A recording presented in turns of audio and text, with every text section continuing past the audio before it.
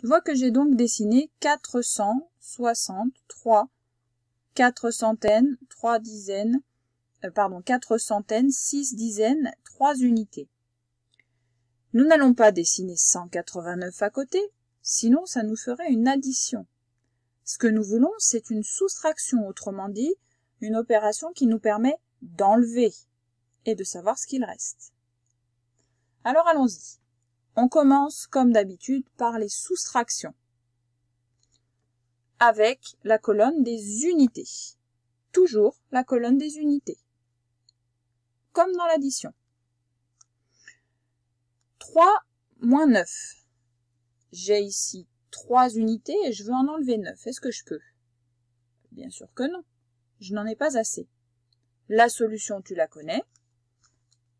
C'est d'aller chercher les unités qui me manquent. Là, on les voit, il y en a 10 dans la boîte là. Il me suffit d'ouvrir ma boîte, de faire tomber toutes les dizaines, de les sortir et de les remettre avec les unités pour pouvoir prendre ce qu'il me faut. Alors c'est ce qu'on va faire.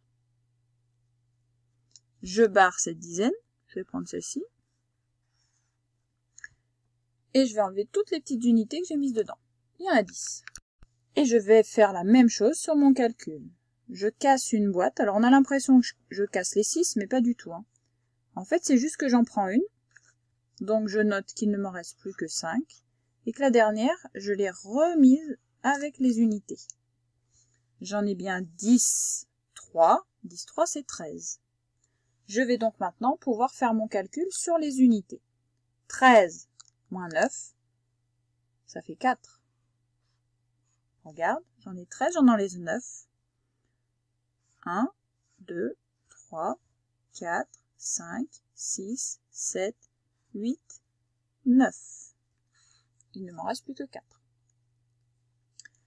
Continuons maintenant. On a fini cette colonne-là, on passe à la colonne des dizaines. J'ai 5 dizaines et je veux en enlever 8. Je ne peux pas. Je ne peux pas non plus. Mais comment faire? Eh bien, des dizaines, c'est la même chose, j'en ai là aussi. C'est le même principe. En fait, des dizaines, j'en ai là, mais j'en ai là aussi. Sauf qu'elles sont déjà rangées dans la boîte. Eh bien, je n'ai qu'à défaire la boîte. C'est comme quand tu as besoin de plus de chaussettes. Tu ouvres ton tiroir à chaussettes et tu sors les chaussettes qu'il te faut. Eh bien, c'est le même principe. Allons-y. Je vais donc vider cette grosse boîte où j'avais déjà rangé, non pas mes chaussettes, mais mes dizaines. Et je vais remettre mes dizaines sorties. Et voilà. Et je vais faire la même chose ici. J'ai ouvert une boîte, je l'ai dérangée. Donc je vais noter, je vais barrer ce 4 puisque je n'en ai plus 4 maintenant. Je n'en ai plus que 3 des centaines. Et les 10 dizaines que j'ai mises ici, je les rebascule dans la colonne des dizaines, ici. Alors tu vois bien que je suis obligée de le remettre à côté de l'autre à côté, ici, là. D'accord? Tu vois, là, je le mets là. Bien. Et bien maintenant, nous allons pouvoir faire notre calcul.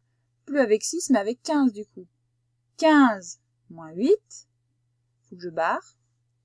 Alors, je vais calculer ici. Attention, c'est des dizaines que je barre. 1, 2, 3, 4, 5, 6, 7, 8. Et si tu regardes, il m'en reste 7. Et enfin, je finis ici par 3 moins 1. Il me reste 2. Et voilà le résultat de mon calcul. 463 moins 189 égale 274.